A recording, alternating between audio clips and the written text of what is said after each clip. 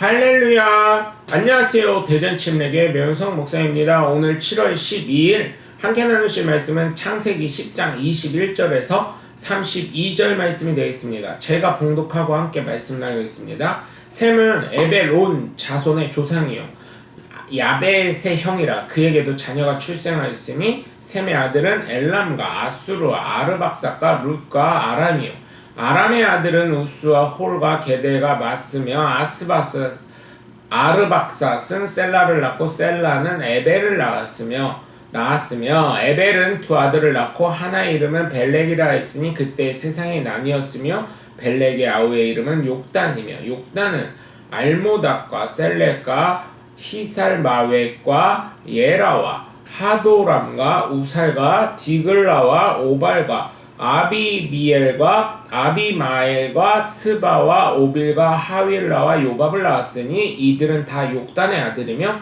그들이 거주하는 곳은 메사에서부터 스발로 가는 길의 동쪽 산이었더라. 이들은 셈의 자손이니 그 족속과 언어와 지방과 나라대로였더라.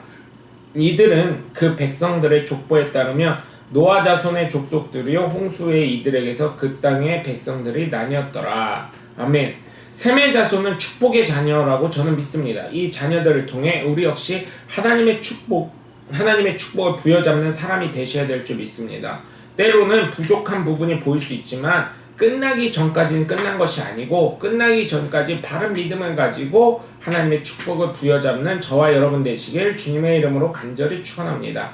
먼저 셈이라는 이름의 뜻은 높은 지위라는 뜻입니다. 그리고 노아의 장자입니다. 이 이름처럼 하나님은 셈의 자녀를 통해서 아브라함이 태어나게 하셨고 그 아브라함을 통해 유대왕 다윗을 나게 하셨고 다윗을 통해 구원자 예수 그리스도가 나게 하신 줄 믿으시기 바랍니다. 그래서 이름 정말 잘 지어야 합니다. 엘람의 이름이 나옵니다. 엘람은 셈의 장자 그의 자손이 수리아 남방과 바사 동편 지방에 거주하므로 그 지방 이름을 엘람이라 하고 그 지방의 시조가 되었습니다. 이건 창세기 10장 22절을 보시면 돼요. 엘람 지역 사람들은 페르시아만에서 카스피해 사이에 거주하면서 활로 유명했던 족속입니다. 이것은 에레미야 49장 35절에 나와 있습니다. 이들의 영토는 동쪽으로 티그리스강, 서쪽으로는 바벨론, 북쪽으로는 메대의 경계지였는데 고대로부터 강력한 왕국이었습니다. 아수르는 평원이라는 뜻이며 노아의 아들인 셈의 아들 니느웨와 인접한 도시국가 아수르의 주된 구성원인 아수르인의 조상 이들이 거주한 아수르는 티그리스강 상류로 나중에 소아시아로 퍼져나간 아시리아 족속으로 볼 수 있습니다. 아수르는 기원전 2000년경부터 이미 독립왕국으로 면모를 과시했는데 북왕국 이스라엘은 훗날 이들에게 멸망을 당하지요. 아르박삭은 셈의 제3자로서 그 숫 갈대아인이니 곧 갈대아인의 땅이란 뜻입니다. 갈대아 사람으로 셈의 셋째 아들이며 셀라의 아버지 그는 노아 홍수 제2년에 출생하여서 488년을 살았습니다. 성경에서는 아브라함과 예수 그리스도의 조상 중 한 사람으로 소개됩니다. 룻은 노아의 손자이며 셈의 아들 두로의 용병을 파괴할 정도로 용감한 민족이었으며 구스 북과 함께 애굽의 동맹국으로서 멸망이 선포되고 있는데 장차 세상 종말에 하나님의 복음을 받아들이게 될 것이라고 예언되고 있습니다. 이들의 실체에 대해서는 정확하지 않은데 소아시아의 라디아로 보는 견해가 있습니다. 아람의 뜻은 고원이란 뜻입니다. 셈의 아들 아람 사람의 조상이 되었습니다. 높은 지방이란 뜻이면서 셈의 다섯째 아들인 아람의 자손들이 거주하던 지역 아람이란 지역은 정치 지리적 통일체를 형성했던 특정 지역을 가리키는 것이 아니라 단지 아람 사람들이 모여서 거주하는 지방이라는 것을 의미하는 까닭에 명쾌하게 지역을 말하기는 어렵습니다. 구약 성경에서도 소개되는 아람은 대체적으로 비옥한 초승달 지역을 둘러싼 티그리스강과 유브라테스강 유역에서 요단강 동쪽 기슭 유역과 팔레스타인 북동부에 이르는 넓은 지역을 의미하며 수리아라고 부르고 있습니다. 이렇게 보았을 때 우리는 특징 몇 가지를 발견할 수 있습니다. 첫째, 하나님의 축복은 반드시 이루어진다는 것입니다. 하나님의 축복은 끊이지 않고 하나님 계속 일을 하신다는 거예요. 그렇다면 그 축복의 주인공은 바로 내가 돼야 될 줄 믿습니다. 특별하게 셈의 자녀들을 보면 우리가 정말 성경을 통해 많이 들어봤던 이름입니다.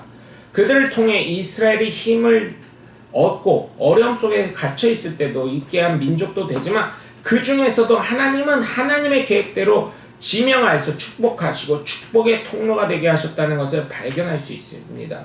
그렇기 때문에 그 축복의 통로에 저와 여러분이 들어가야 될 줄 믿습니다.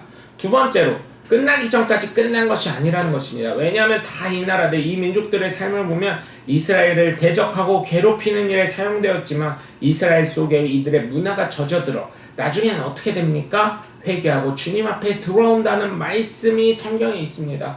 그렇다면 내 눈으로 지금의 현실을 보면 어쩌면 교회도 안 오고 예수님 믿는 것 같지 않아도 나의 삶 속에서 한 부분이라도 작게라도 공유하고 삶을 나누고 있다면 결국은 어떻게 되나요? 하나님의 은혜와 복음이 그 안에 살아 운동력이 있어 결국 아닌 것 같아도 예수 안으로 들어오는 하나님의 귀한 자녀들이 여러분 주변에 있음을 믿으시고 로마서 14장 18절에 있는 것처럼 하나님을 기쁘시게 하며 사람들에게도 칭찬받는 삶을 살아가시길 주 예수 그리스도 이름으로 간절히 축원합니다.